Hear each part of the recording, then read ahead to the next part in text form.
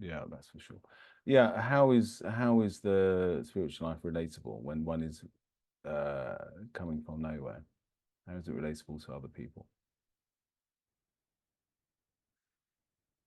Well, there's no concept regarding consciousness or the conscious life. If there's anything, when one begins to relate from what they are, it becomes more intuitive. It's an intuitive process. It's not a conceptual process. Okay, this is where it differs from the ego way of living or relating. And of course, the ego way of relating is incredibly relatable because what you've got at your disposal to relate as, because as consciousness, you're just relating as consciousness as nothing. But if you're caught up in the ego, you can relate from your ideas, your thoughts. Do you have the same emotions around things? Do you have the same thoughts about things? And these can create certain connections. And these are the connections that the ego builds on.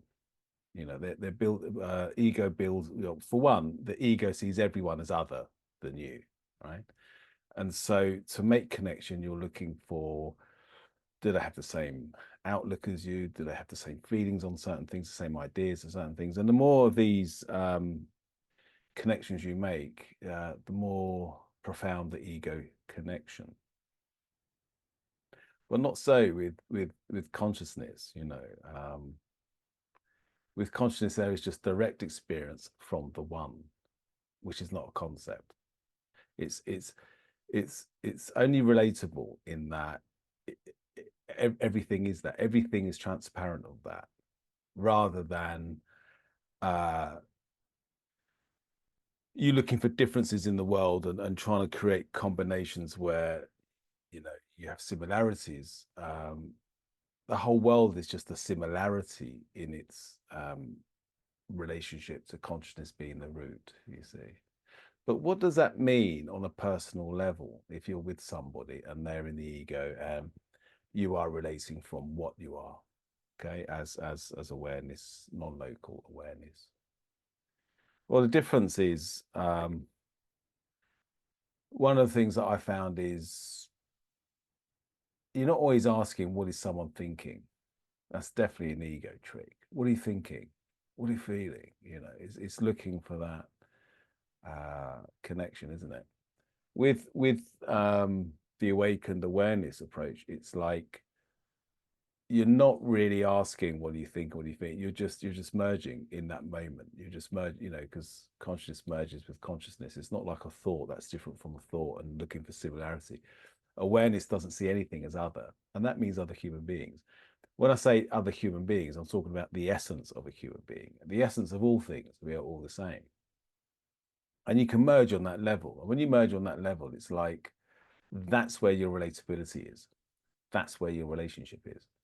True relationship is when you see this in all things.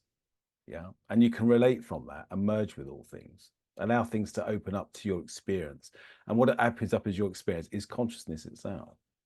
So, as silly as that sounds, you know, um, it takes courage to surrender to that level of experience. It really does.